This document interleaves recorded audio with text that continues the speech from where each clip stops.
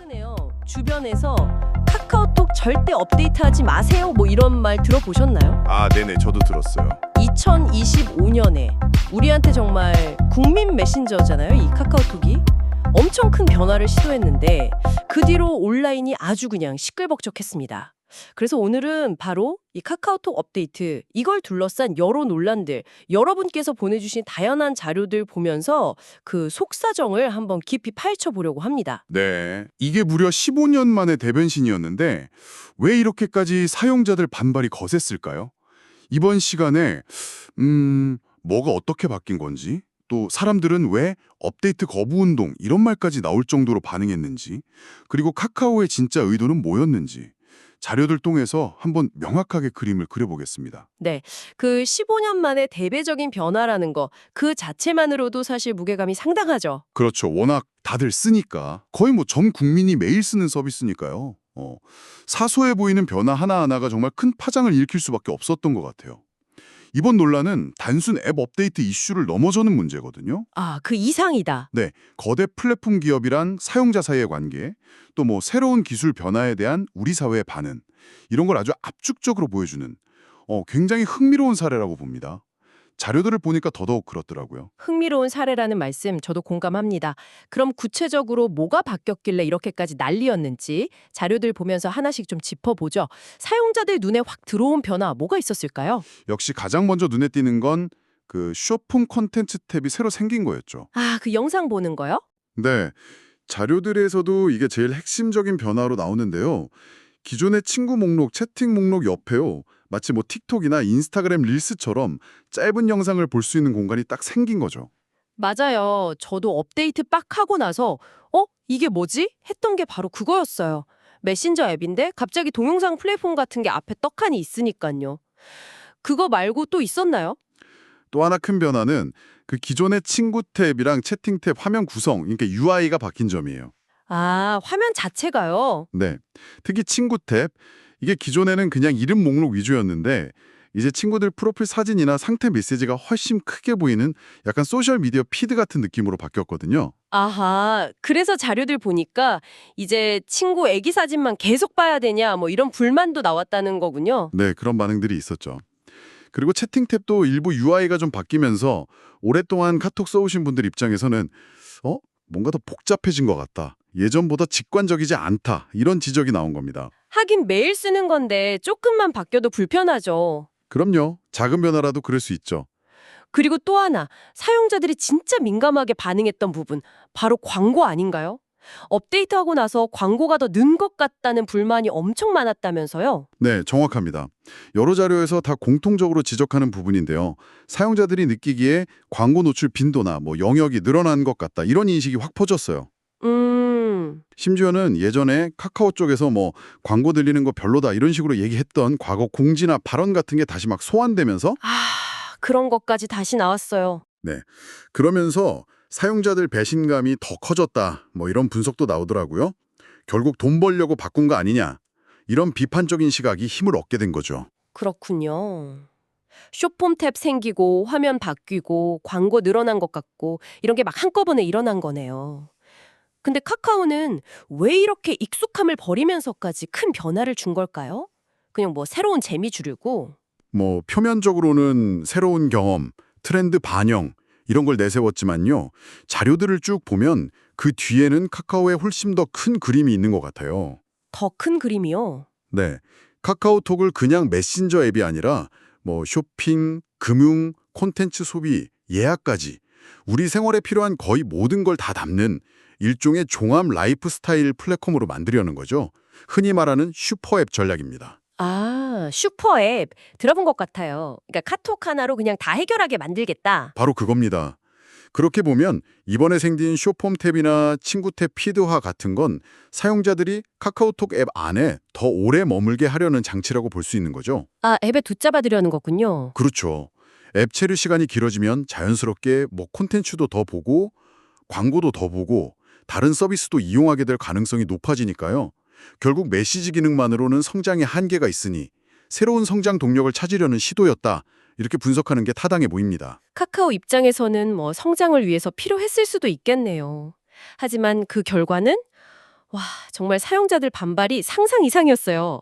여기가 진짜 재밌는 부분인데요. 네, 맞아요. 사용자 반응이 그냥 뭐 좀 불편하다 이 정도 수준이 아니었죠. 보내주신 자료들 보면 거의 뭐 저항운동 같았어요. 맞아요. 온라인 커뮤니티나 SNS에 카톡 절대 업데이트하지 마세요. 이런 경고글이랑 스마트폰 설정에서 자동 업데이트 끄는 법 있잖아요. 네. 그게 막 엄청나게 퍼졌죠. 네네. 심지어 뭐 아이폰은 이렇게, 안드로이드는 저렇게 하라고 단계별로 아주 자세하게 그림까지 만들었어요. 그렇게까지요? 네. 특정 버전으로 다시 돌아가는 방법까지 공유될 정도였으니까 사용자들이 얼마나 싫었으면 그랬겠어요. 업데이트 안 하는 걸 넘어서 막 비판하는 콘텐츠들도 엄청 나왔잖아요. 카톡 감 다 죽었네, 국민 메신저의 배신 이런 제목들 유튜브 영상이나 블로그 글 같은 게 막 쏟아지면서 논란이 더 커졌고요. 그렇습니다. 자, 그럼 사용자들은 도대체 왜 이렇게까지 심하게 반발했을까요? 자료들을 좀 깊이 들여다보면 몇 가지 핵심적인 이유가 복합적으로 작용한 것 같아요. 가장 근본적인 이유 뭐라고 보시나요? 제가 자료 보면서 느낀 건 역시 카카오톡이 가진 그 메신저라는 본질, 이게 훼손된다는 느낌 때문인 것 같아요. 아, 본질 훼손. 네. 사람들은 카톡을 그냥 빠르고 편하게 연락하는 소통 도구로 생각하는데 자꾸 막 이것저것 붙여서 복잡한 SNS나 포털처럼 만들려고 하니까 거부감이 드는 거죠. 난 그냥 카톡만 하고 싶은데 왜 자꾸 다른 걸 봐야 돼? 뭐 이런 심리랄까요? 정확한 지적이세요. 자료에서도 이 메신저 본질 훼손에 대한 우려가 가장 큰 반발 요인으로 꼽히거든요. 그렇죠. 카톡이 인스타그램이냐, 틱톡이냐 이런 비판이 그냥 나온 게 아니죠. 사용자들은 카톡의 핵심 가치를 효율적인 소통에 뒀는데 업데이트는 그 가치를 흐리는 광약으로 간다고 느낀 거예요.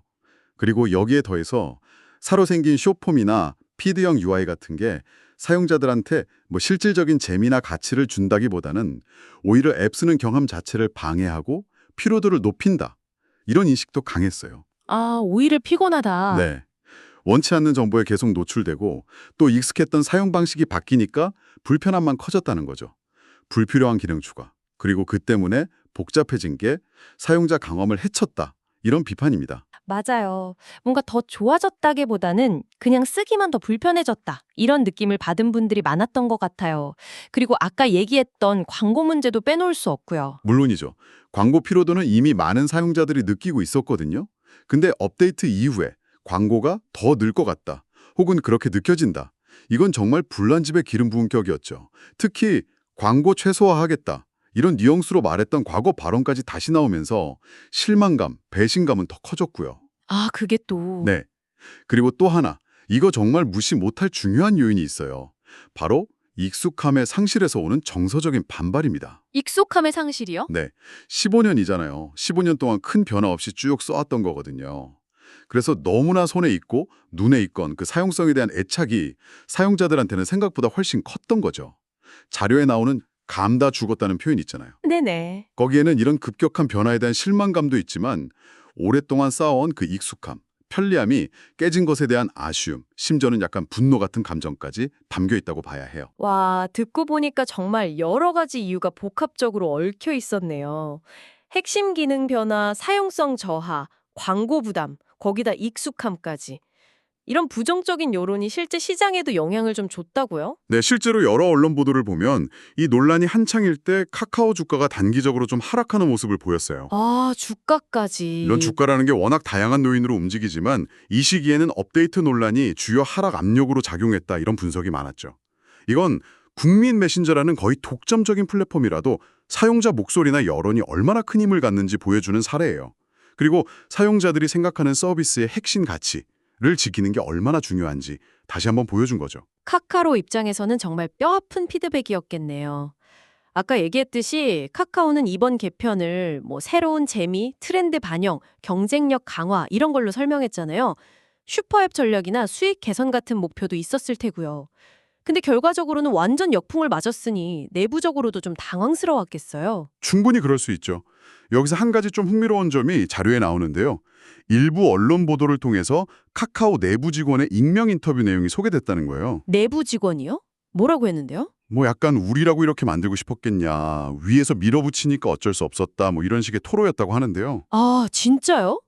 만약 그게 사실이라면 이번 개편이 그냥 경영진 결정뿐만 아니라 내부에서도 좀 이견이나 고민이 있었을 수 있다는 얘기네요. 어쩌면 뭐 시장 경쟁이나 투자자 압박 같은 외부 요인도 있었을 수 있고요. 네, 뭐 정확한 속사정의는 알 수 없지만 그런 내부 목소리가 밖으로 나왔다는 것 자체가 이번 개편을 둘러싼 복잡한 상황을 좀 짐작하게 하는 거죠. 기업의 전략 목표랑 실제 서비스를 만드는 사람들의 생각, 그리고 최종 사용자 경험 사이에는 늘 긴장 관계가 있는데 이번에 그게 좀 극적으로 드러난 거라고 볼 수도 있겠습니다. 근데 사실 이번 업데이트가 욕만 먹은 건 아니잖아요. 논란이 너무 커서 좀 묻힌 감이 있지만 사용자 편의를 높이는 좋은 변화들도 분명히 있었거든요. 자료들에도 그런 내용들이 있고요. 맞습니다. 워낙 안 좋은 이슈가 크게 터지다 보니까 상대적으로 좀 덜 주목받았는데 분명히 유용한 기능 개선도 있었어요. 대표적인 게 그 인공지능 챗봇, 챗GPT 있잖아요. 네, 챗GPT. 그걸 카카오톡 채팅방 안에서 바로 쓸 수 있게 된 점이에요. 아, 맞아요. 저도 이 기능은 좀 괜찮겠다 싶었어요. 대화하다 궁금한 거 생기면 다른 앱 안 켜고 바로 카톡에서 물어보고 답 얻을 수 있으니까요. 업무 볼 때도 편할 것 같고요. 그렇죠. 또 하나 의미 있는 변화는 메시지 보낸 거 취소하는 거, 삭제 기능 개선. 아, 그거 시간 늘어난 거요? 네. 기존에는 메시지 보내고 5분 안에만 지울 수 있어서 너무 짧다는 불만이 많았는데 이 삭제 가능 시간이 24시간 뭐 이렇게 대폭 늘어났어요. 실수로 잘못 보냈을 때 만회할 기회가 훨씬 커진 거니까 이것도 사용자 편의를 실질적으로 높인 개선점이죠. 이런 괜찮은 기능들도 있었는데 쇼폼 탭이나 UI 변경 같은 더 큰 변화에 대한 반발이 너무 세다 보니까 그냥 묻혀버린 느낌이네요. 좀 안타까운데요. 할 수 있는 그 방대한 사용자들의 만족도와 익숙함 사이에서 굉장히 어려운 줄타기를 하고 있다. 이렇게 정리할 수 있겠습니다. 딜레마네요, 정말. 그렇죠. 혁신을 하려니 익숙함에 기반한 사용자 저항에 부딪히고 그렇다고 그냥 가만히 있자니 장기적인 성장 동력을 잃을 수 있다는 딜레마죠. 그런 딜레마 속에서 카카오는 사용자들의 그 거센 반발에 어떻게 대응했나요? 논란이 커지니까 카카오는 일단 한 발 물러서는 모습을 보였어요. 사용자 의견을 적극적으로 듣고 개선하겠다. 이런 공식 입장을 밝혔고요. 일부 자료에서는 구체적인 UI 디자인 변경이나 기능 선택 옵션 제공, 심지어는 업데이트 배포 방식 조정 가능성까지 시사하는 내부 논의가 있다. 이런 내용도 언급됐습니다. 아, 좀 바꾸려는 움직임이 있었군요. 네, 일단은 좀 성난 사용자들을 달래고 신뢰를 회복하는 게 급선무라고 판단한 것 같아요. 하긴 사용자들 목소리가 워낙 컸으니까 무시할 순 없었겠네요. 근데 여기서 사용자들도 한번 생각해 볼 점이 있다고 자료에서 지적하던데요. 바로 보안 문제요. 네, 그거 아주 중요합니다.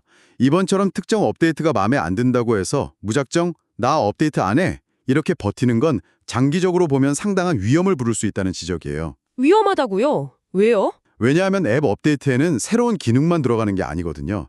그 사이에 발견된 보안상의 허점, 그러니까 취약점을 막거나 기존 프로그램 오류, 버그를 수정하는 아주 중요한 내용들이 포함돼요. 아, 근데 업데이트를 안 하면 이런 보안 패치나 안정성 개선이 적용이 안 되니까 뭐 해킹이나 악성 코드 감염 아니면 앱 오작동 같은 위험에 그대로 노출될 수 있다는 거죠.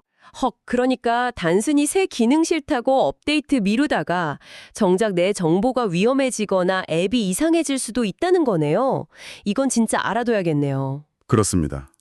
그래서 가능하다면 자동 업데이트는 켜두는 게 좋고요.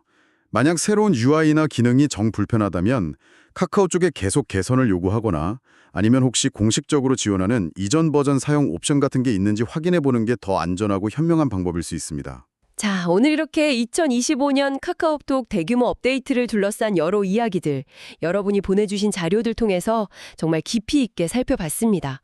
뭐가 바뀌었고, 왜 그렇게 반발했고, 카카오의 속내는 뭐였고, 또 놓치기 쉬운 좋은 점이나 보안 문제까지 여러 각도에서 짚어봤네요. 네. 종합적으로 보면 이번 사태는 결국 그거죠. 메신저라는 핵심 기능을 넘어서 종합 플랫폼으로 가려는 카카오의 야심, 그리고 무엇보다 빠르고 간편하고 익숙한 소통 도구를 원했던 사용자들의 기대, 이 두 가지가 정면으로 꽝 부딪히면서 생긴 결과라고 요약할 수 있겠습니다. 그럼 이번 사례가 우리에게 던지는 시사점은 뭘까요? 몇 가지 중요한 점들을 다시 한번 정리해 볼 수 있을 것 같아요. 첫째는 카카오톡처럼 거의 사회 인프라 수준의 영향력을 가진 국민 앱은요. 기능 추가나 수익 모델 변경 같은 중요한 변화를 할 때 사용자 경험, UX를 정말 최우선으로 생각해야 한다는 겁니다. 사용자 경험이 제일 중요하다. 네. 아무리 좋은 의도나 전략이라도 사용자들이 외면하면 지속하기 어렵다는 걸 확실히 보여줬죠. 둘째는 특히 이렇게 사용자가 많은 서비스 변화는 한 번에 너무 확 바꾸기보다는 사용자들하고 충분히 소통하고 피드백 받으면서 점진적으로 가는 게 더 효과적이고 안전할 수 있다는 교훈을 얻었고요. 마지막으로는 사용자들이 특정 서비스, 특히 매일 쓰는 필수 앱의 본질적인 기능, 그리고 익숙함에 얼마나 큰 가치를 두는지 플랫폼 기업들이 다시 한번 깨닫는 계기가 됐을 겁니다. 정말 중요한 지적들이네요. 앞으로 카카오톡이 국민 메신저 타이틀을 지키면서 이 빠르게 변하는 디지털 환경에 어떻게 적응하고 또 이번 일로 좀 멀어진 사용자들 신뢰를 어떻게 회복해 나갈지 계속 지켜봐야겠습니다. 네, 카카오의 다음 행보가 정말 주목됩니다. 이번 경험을 교훈 삼아서 사용자와의 소통 방식을 좀 개선하고 혁신과 안정 사이에서 균형점을 잘 찾아나갈 수 있을지 관심 있게 지켜볼 필요가 있겠습니다. 오늘 이야기 들으시면서 여러분은 어떤 생각하셨나요? 우리가 거의 매일 습관처럼 쓰는 이런 필수 앱들이 원래의 핵심 기능을 넘어서서 얼마나 많은 부가 기능을 담아내는 걸 우리는 기꺼이 받아들일 수 있을까요?